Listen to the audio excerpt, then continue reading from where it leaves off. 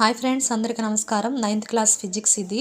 చూడండి, 9th class physics first chapter అయిన మన చుట్టూ ఉండే పదార్థంలో ఆ టాపిక్లో దీని గురించి ఇవ్వడం జరిగింది ఫ్రెండ్స్. చూడండి, ఇది ఒక పదార్థం ద్రవస్థితి నుండి ఘనస్థితికి మారడాన్ని ఏమంటారు, ద్రవస్థితి నుండి వాయుస్థితికి మారడాన్ని ఏమంటారు, వాయుస్థితి నుండి ఘనస్థితికి మారడాన్ని ఏమంటారు అని ఇవ్వడం జరిగింది టెక్స్ట్ బుక్లో.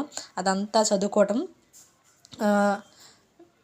మనకు కొంచెం కష్టంగా ఉంటుంది ఫ్రెండ్స్, అదంతా చదువుకోవటం. అలా ఇలా డయాగ్రామ్ ద్వారా మనం నేర్చుకున్నామంటే ఈజీగా నేర్చుకోవచ్చు, ఈజీగా గుర్తుపెట్టుకోవచ్చు కూడా. చూడండి, ద్రవస్థితి ఫస్ట్ ద్రవ, ఘన, వాయువు. ద్రవస్థితి నుండి ఘనస్థితికి మారడం, ఒక పదార్థం అనేది ద్రవస్థితి నుండి ఘనస్థితికి మారడాన్ని ఘనీభవనం అని, అదేవిధంగా ఘనస్థితి నుండి ద్రవస్థితికి మారడాన్ని ద్రవీభవనం అంటారు. అలాగే ద్రవస్థితి నుండి వాయుస్థితికి మారడాన్ని బాష్పీభవనం అండి. వాయుస్థితి నుండి ద్రవస్థితికి మారడాన్ని సాంద్రీకరణ అని. నెక్స్ట్ ఘనస్థితి నుండి వాయుస్థితి మారడాన్ని ఉత్పతనం అని, వాయుస్థితి నుండి ఘనస్థితికి మారడాన్ని నిక్షేపణం అని అంటారు.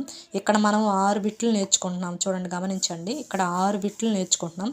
ఖచ్చితంగా డిఎస్సిలో ఒక బిట్ అనేది ఒకవేళ ఈ టాపిక్ నుంచి ఒక బిట్ అని వస్తే మనం పెట్టగలం అనమాట. ఈ డయాగ్రామ్ మన మైండ్లో ఉంటే ఖచ్చితంగా ఈ బిట్ల మీద ఆన్సర్ చేయగలం అనమాట.